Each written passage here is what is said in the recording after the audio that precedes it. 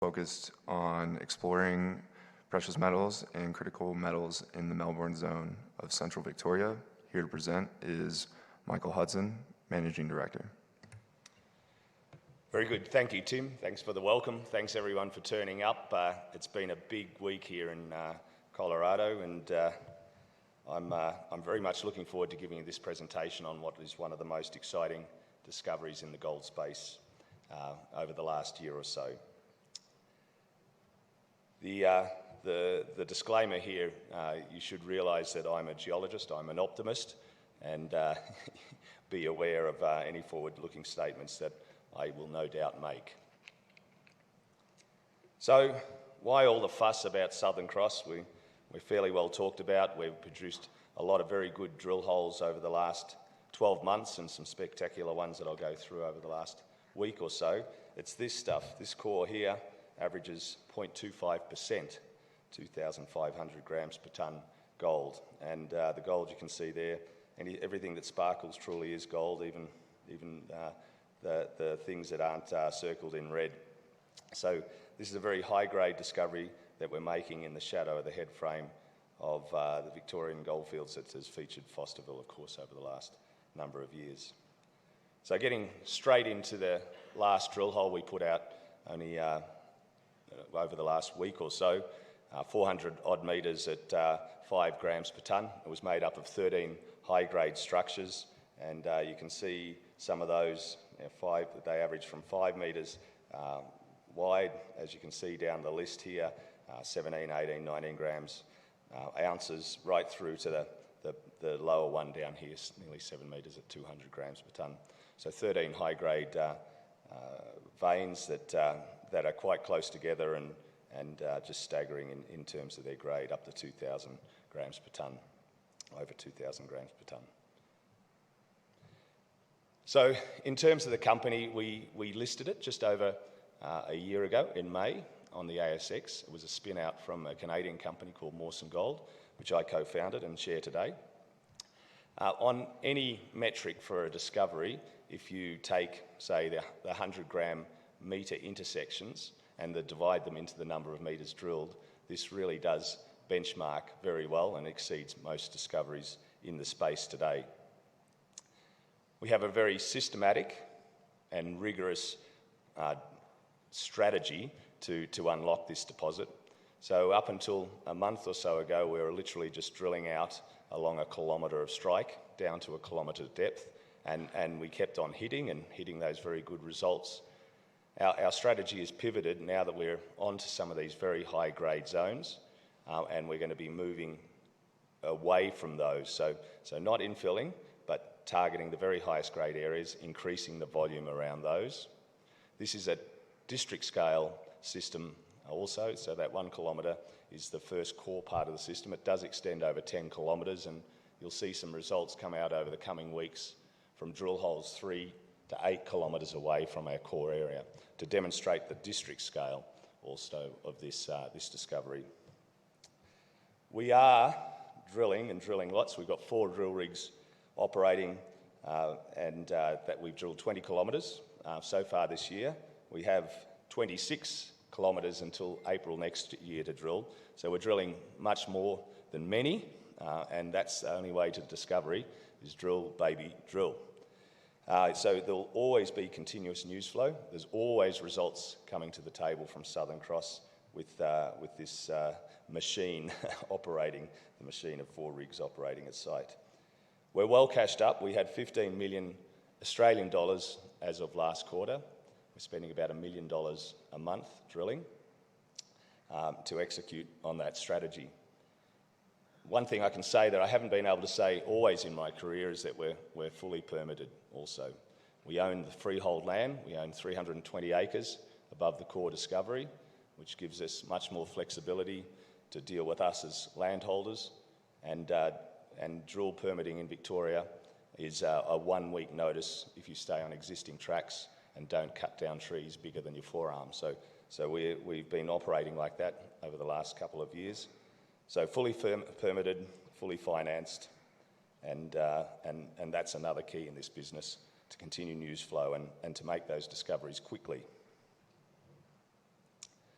We've got that 15 million bucks in the bank as of last quarter, as I said. Our market cap's around 150 million after the last few days of trading. And in terms of shareholders, we've got some very good shareholders. Those of you who saw Friedland, Lassonde and Juster on stage, we've got a great nod from Pierre Lassonde. He's a very good and supportive shareholder, along with some other institutions in this part of the world, including Franklin and then some good ones in Australia, SG Hiscock and Lowell. Mawson is owning 51% today, and we're working with Mawson to make an announcement on their stock position. It's escrowed until May next year. It had a 2-year vendor escrow, and I hope you'll be seeing something from Mawson soon on their intentions there.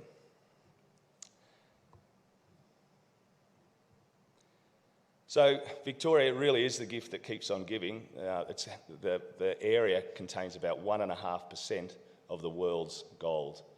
It really was the cash cow that built Australia, the expansion of the English Empire in the 1800s. 82 million ounces came from what is this green area down here. This is an ore division event. But equally, as it was a very famous part of the world and competed with California during the gold rush, it has been an unmitigated disaster in re-establishing those mines from the 1970s onwards, and it gave Victoria a very bad reputation. These deposits are nuggety, not reconcilable in any way from the sample, any way you want to sample it to any way you can mine it and try and reconcile. What has been known in the technical literature for 30 years, but only known in the commercial world for the last 6 or 7 years, thanks to Fosterville, is this very later event. It's a different orogenic event, forms in different areas, you explore for it differently, and it's a modern-day amenable mine. Makes modern-day amenable mines, I should say. So that's this epizonal event. It's 70 million years later. And once you're into one of these systems, it's very important to realise that around 700 metres from the current land surface in Victoria, these systems transition from brittle to brittle ductile. You go from extensional veins in the upper part to more stylolytic and shear development, and that's where you get these jewellery boxes, these very, very high grades. So that's what's driven our strategy to explore in Victoria. Our mineralisation starts at surface, but we see it go to depth. And we're drilling down to 1 kilometre for that very purpose. And the strategy so far seems to be working with those drill results that you've seen. And that's exactly what happened in Fosterville, of course, and around that depth and deeper where the Swan Zone made it famous, and it's happening in Costerfield also. So it's a very similar playbook.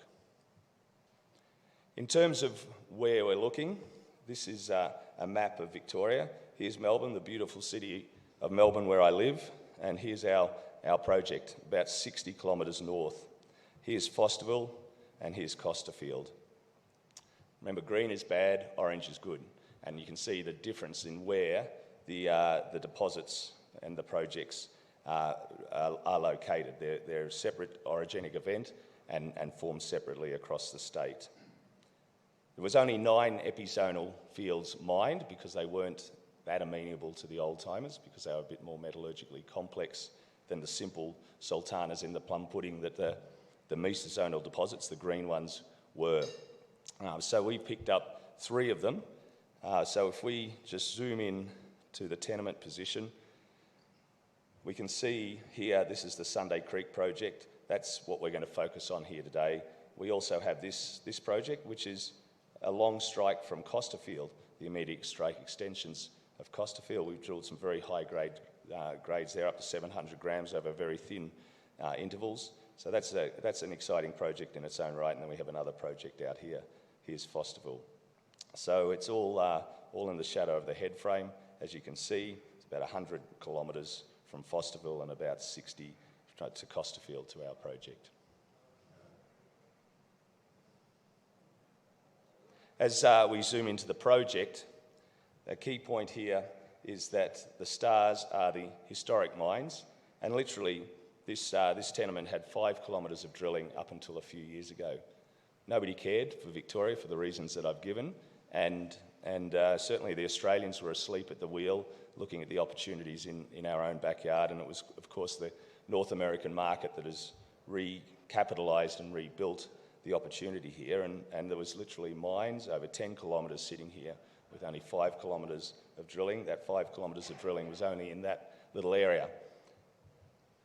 We've now drilled 35 kilometres on the project in that area, and the key point is that this zone extends over 10 kilometres, and I'll talk to you about the structure and how it works, but it's that regional system with mines, and up until, like I said, only a few months ago, there was never a drill hole to the northeast of that core drill area. You'll see some results come out from these areas over the next few weeks. And this is just another view of the same area. This is our freehold land in here, 300 acres. This is a core drill area over about 1 kilometre. The system extends out to the old mines that you can see named out there over the 10 kilometres. Now, if we just take just a little part of that core area, this is just a plan view looking down, and this is simply how the mineralisation system works. It's very much like a ladder. So we have the sides of the host system pretty much like this. The scale down here is 400 metres. So the host system are the sides of this ladder. It's a very predictive host. We've only missed it in 2 holes, I think, in 90. So we know when we're coming into it, we know when we're going out of it. Within that host, there's some very altered sediments, big, wide annealed breccias, and a dike, which in the core part of that package averages about 100 metres thickness. And across that, these very high-grade veins form the rungs of the ladder in that northwestern orientation. So that's how the system essentially works. As in every orogenic gold system, the controls on gold are a little more complex than just the detail of one slide, and we have chutes and very high-grade areas that focus on the boundary between that dike and the altered sediment. But that's how this project was mined for 50 years, and they're the primary controls on mineralisation. So if we just go back into the 3D environment, that's where it all started with that gold that I showed you before. If we just zoom out and see where that little bit of core sits underground, about 800 metres below surface, we can see this is the mineralisation as we've drilled it today. You see the scale there is 1.2 kilometres. You can see the holes are drilling down to about 1 kilometre depth. The pink zones, just to keep it simple, we put everything greater than 20 grams gold there. So you can see the high grades continue right through the project area where we've drilled it. We don't see a simple little cluster. The way to look at this is just the way that I showed you. So if I'm looking down in plan view here with north to the top, you can see the rails of the ladder is something like this, with the rungs of the ladder doing this. So in this case, the rungs of the ladder are those grey veins. So far we've got 23 of those veins. We've talked about them in terms of that drill hole. They were 5 to 30 metres thick on average. We say 10 to 20 metres thick. And then in terms of their strike, from historic mining and from what we've drilled, they're 20 to 100 metres long. The unknown is really that strike. We haven't put a lot of holes to date into the strike as we've been drilling it to depth. But one other point I want to make to you is that we've been drilling in this orientation, and you can see the holes in that orientation. The yellow holes there are the ones that are in the lab still, so we're still yet to release assays for those holes. That's because we wanted to drill across the host and narrow down where it was, but also drill across these veins. Every time you drill in that orientation, you get a few veins. We've done the hard yards now, and that's narrowed down that host position over 1 kilometre down to 1 kilometre. So we're now in a very good position with every drill hole now focusing at a high angle to the veins, but drilling in that east-west or west-east or east-to-west orientation. So so that's why you're starting to see these very long holes with lots of multiple high-grade hits, because we can stay within that host, but be at a very high angle to these veins. It's the lazy person's way to build ounces with multiple hits or more hits per metre drilled. The other thing to look at here is that you can see the old workings. They mine down to 180 metres in the day. You can see the yellow dots are the visible gold hits in those yellow traces. They're the holes that we haven't released, as I mentioned. So you can see some significant visible gold, well, you can see many visible gold points. The big hit that we just announced, the 400 metres, was in this area here. So that hole through there, if I can trace that better for you. So you can see the multiple hits that we've hit down that hole.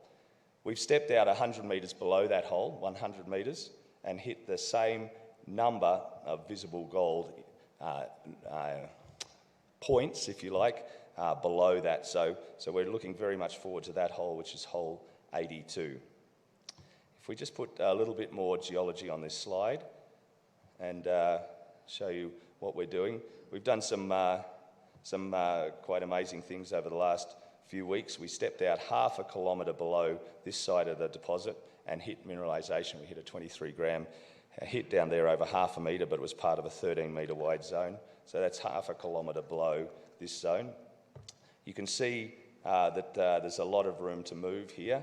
An old mine here, old mine here, old mine here, and there's still, you know, a large proportion of this area to drill out, let alone the devil in the detail that I can't get into here about the gaps that we've got, and remembering this system continues for 10 kilometres this way.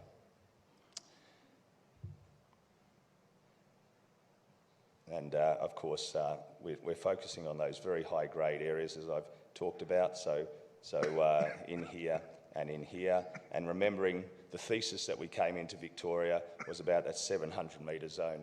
So we're starting to see much more visible gold as we go down into that brittle ductile transition. And just reminding ourselves, this is the key drill area that you can see here. The soils are those little bars. There's some very compelling targets. There's multiple structures. There's more of these dike breccia zones that exist parallel to this zone, and they've been mined. We're just moving 3 kilometres away. You can see this same signature in the LiDAR where we have the ladder, and that's where one of the holes have gone. Let's go 7 kilometres away, and we see the same thing. The LiDAR is a wonderful tool for mapping the old workings. So this is a big system. It's going to get bigger, ideally, as we continue to drill it. We are a technical team. We are serious about what we do. We're doing a lot of the baseline work. We've got very good relationships with the local people. We are a large landholder in the area. We're doing the preliminary metallurgical test work. The flow sheet looks like it will be very similar to Costerfield, with a gravity con, 20 to 40% gravity, the rest of the gold up to 94%. In our couple of samples we've done so far, reports into the antimony con. Antimony gold cons are highly marketable. You get 95% payability on the gold. Yes, it's a team that we built very quickly over the last year or so. This is only 60 kilometres from Melbourne, so it is a key aspect that when and if this is ever a mine, professionals and people working on the mine can commute literally from Melbourne, which will be a very big selling point for this when we talk about staffing and getting the right people into these businesses. Antimony is a critical metal. It's about 20% potential recoverable byproduct from this project. This mine, Sunday Creek, was one of the few that was left open during World War I when the English, through their Imperial Munitions Act, demanded the colony kept their antimony mines opened. This will be Australia's largest antimony project, and it's a project that sits within the how should I say it? Antimony is the poster child for Chinese and Russian dominance. 82% of the supply chain is in their hands. So this will help rebuild that supply chain. local people, good relationships. I'm rushing through here. We've got a board here of people who have been my mentors and advisors over many years. And Lisa there is our general manager. I should give her a shout out. She's a wonderful person who has had long experience in the industry. We've got an aggressive program. We're expanding on some very high grades, fully permitted, fully funded. We would invite you to come and join us on this journey in this great discovery. So thank you very, very much.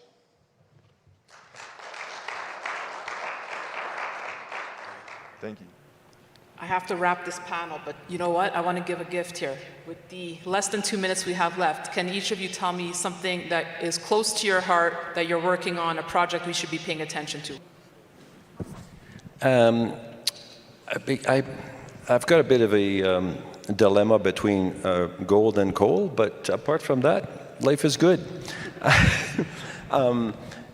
A bit like Frank, I think a few years ago, I helped start a company called Orla, which is fast becoming an intermediate company. I love the discovery cycle. I'm involved with a company called Southern Cross, which just put out a hole 400 meters of 5 gram. I mean, that like fabulous stuff. I love that.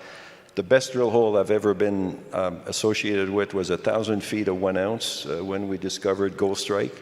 I'm looking for another one of those. So. Fantastic, fantastic. Well, Robert Friedland, Frank Justra, Pierre Lassonde, what an honor to moderate this. I hope we covered as much as we could in the very short time we had allotted. Thank you. Thank you. Thank you. Good morning, everyone, from a beautiful sunny Colorado.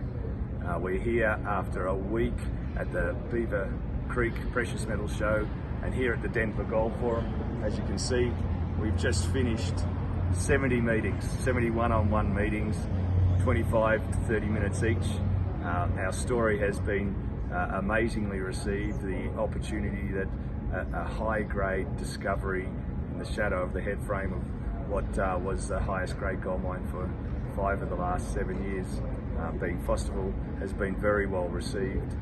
We got acknowledgement from Pierre Lassonde as his next big thing when he's on stage with Robert Friedland and Frank Justra.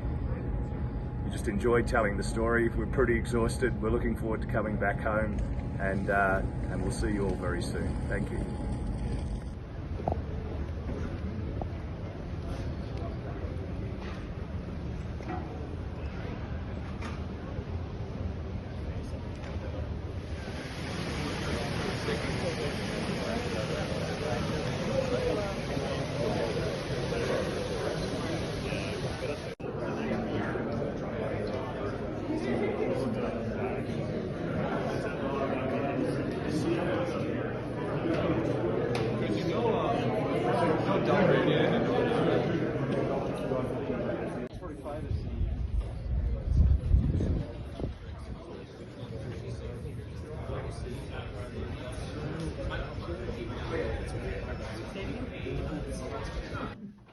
Hey, how you doing? Nice to meet you.